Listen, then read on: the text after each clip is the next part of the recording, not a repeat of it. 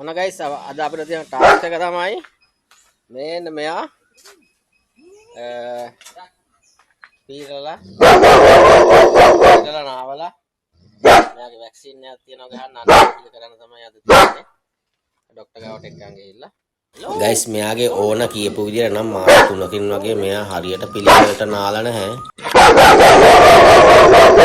කොහමද එයාගේ පාට් එක අපි අද කොහොම හරි මෙයාව එළියට අරගෙන අද පීරලා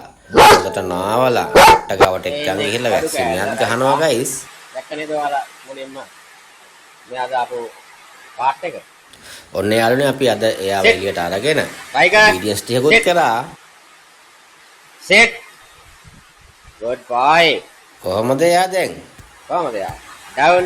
ඔව් නේද ගයිස් මෙයාලා කූඩුවෙම හිටියනම් very good boy stay guys මෙයා ගම්පහ මිරිස්වත්තේ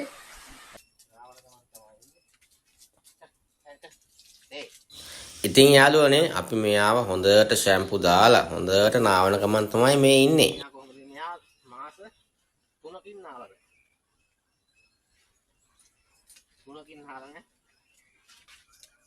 තාමත් ඉතින් පොඩි පාට් ටිකක් එහෙම දානවා අපි ඉතින් ඕව ගණන් ගන්න නෑනේ මේ බලන්නෝ ගයිස් මෙයාගේ ගිහපු කෝට් එක බකට් එකෙන් එකයි කෝට් එක